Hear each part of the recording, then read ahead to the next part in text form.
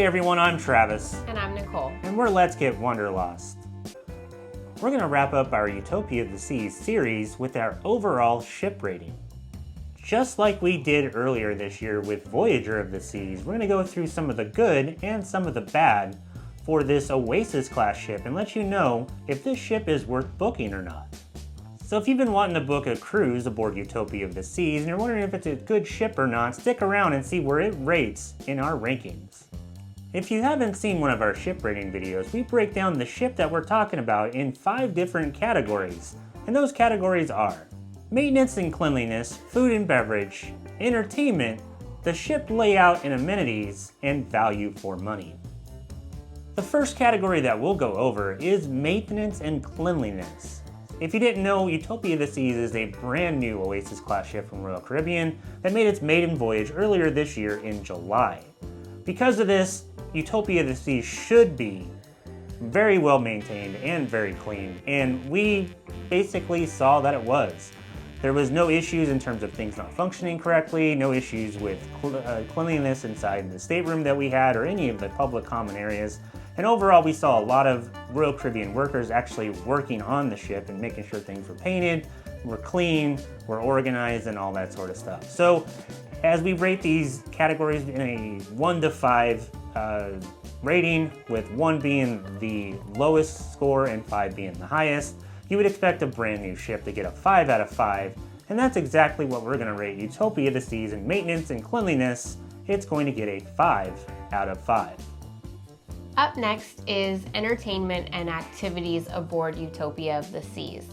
Utopia of the Seas has tons of activities aboard the ship, from the Royal Caribbean production shows, the aqua theater shows, the ice skating shows, to trivia, karaoke, live music, and activities on the sports deck, such as your dodgeball, volleyball, belly flop competitions, all of that kind of thing. There is something for everybody aboard this ship, and some of these shows, such as Utopia, the ice skating show, and Aqua 82, the aqua theater show, are fantastic. Can't miss things that you must see if you are aboard this ship.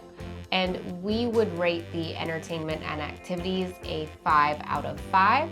There is always something to do. There's plenty of trivia. There was Harry Potter trivia, which there always is on Royal Caribbean. Like Travis likes to say, we never win, but we always go.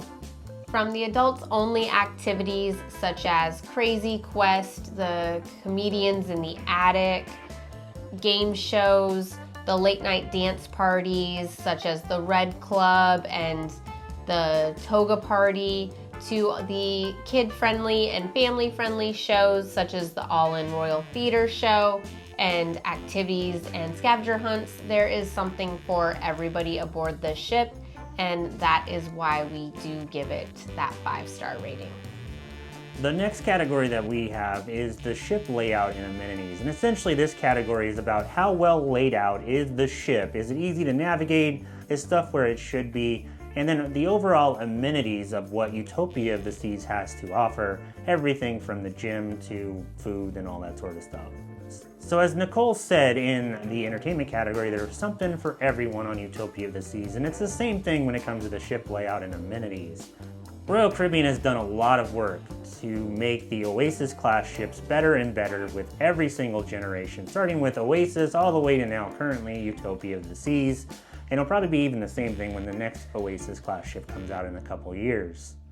With all of this improvements, they've made some really nice changes to the overall design of the Oasis-Class ships, including moving the Windjammer into a better location and making it bigger with more seating and easier to navigate. Utopia of the Seas gets the brand new elevator system that was on Icon of the Seas first, where you just hit a button and tells you which elevator to go to, and it shortened the wait times. Utopia of the Seas also has a dedicated non-smoking casino, which is actually really clean, and you can tell it was made to be a non-smoking casino rather than a converted lounge. The decor inside Utopia of the Seas is very modern and clean, and it's up to a luxury almost standard inside the ship.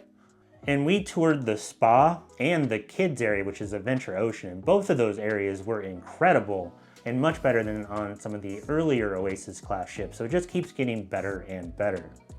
This ship definitely has all the latest and greatest when it comes to an Oasis-Class ship, and you're probably expecting us to give it a 5 out of 5.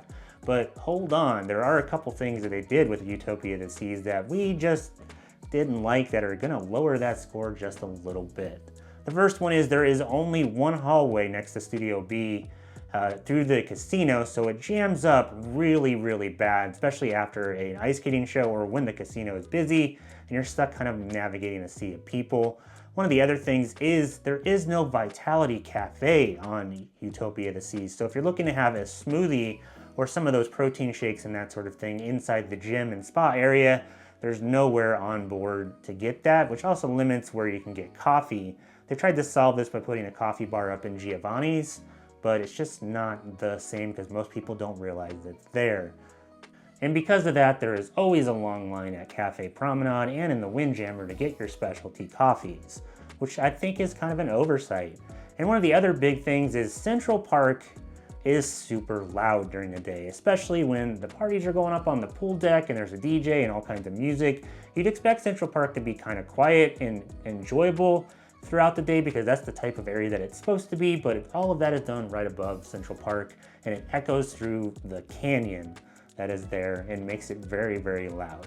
So there's a couple things that you might feel might be a little nitpicky, but overall I think it lowers the score from being a 5 out of 5 down to a 4.5 out of 5 for ship layout and amenities. Utopia of the Seas is definitely an improvement on some of the earlier Oasis-Class ships, but there's still a little bit more to go.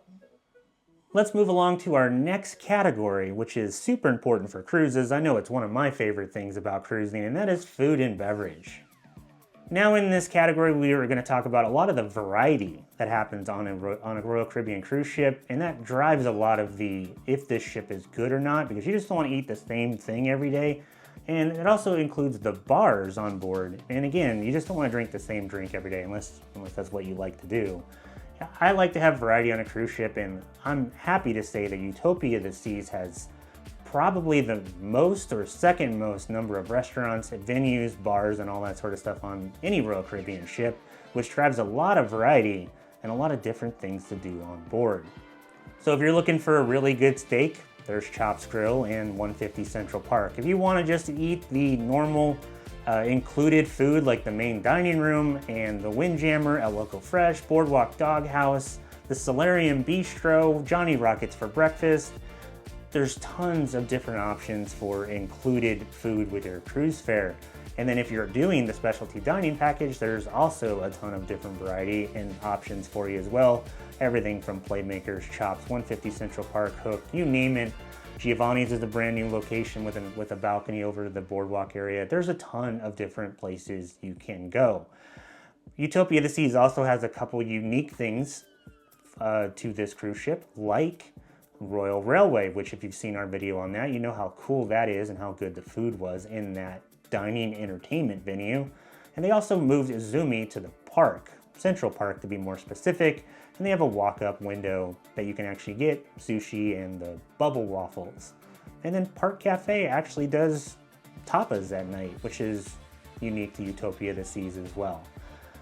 And I haven't even talked about the bars. And Utopia has our favorite bar on any cruise ship, which is the Pesky Parrot, which I absolutely love. Make sure you get a candy straw with your drink. So, if you couldn't tell, we're giving Utopia of the Seas a 5 out of 5 for food and beverage, based on quality of food being a little bit better than other Royal Caribbean cruise ships, and the absolute variety and different options you have on board for not only getting a drink, but also getting food. So 5 out of 5 for food and beverage for Utopia of the Seas. The last category that we're going to talk about is value for money. Utopia of the Seas is Royal Caribbean's latest and greatest cruise ship, and that is going to come at a premium price.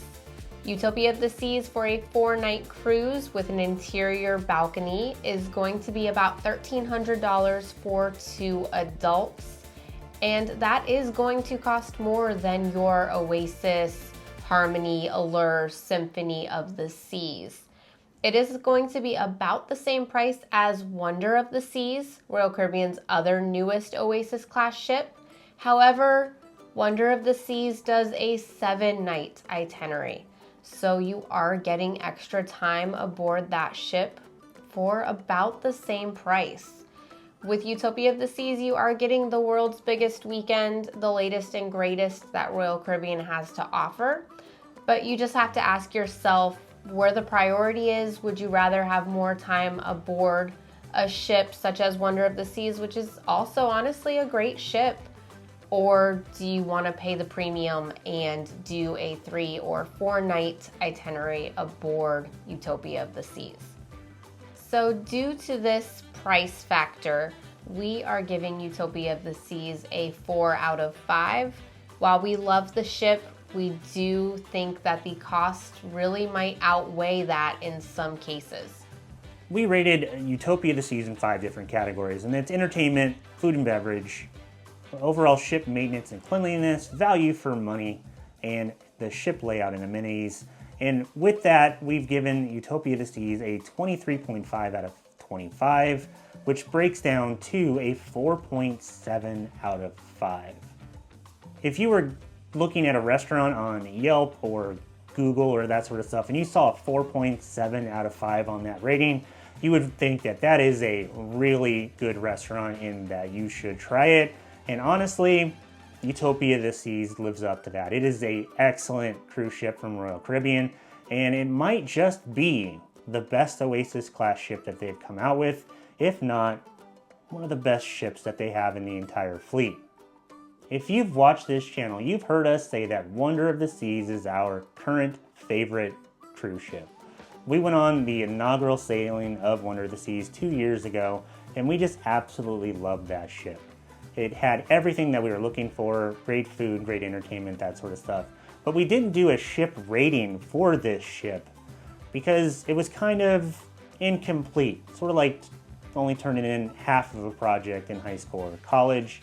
We didn't get to see the full aqua show, the full effector show inside the Royal Caribbean Theater, and there was a lot of stuff that wasn't working or not actually running because it was right after the restart and the ship had just come out.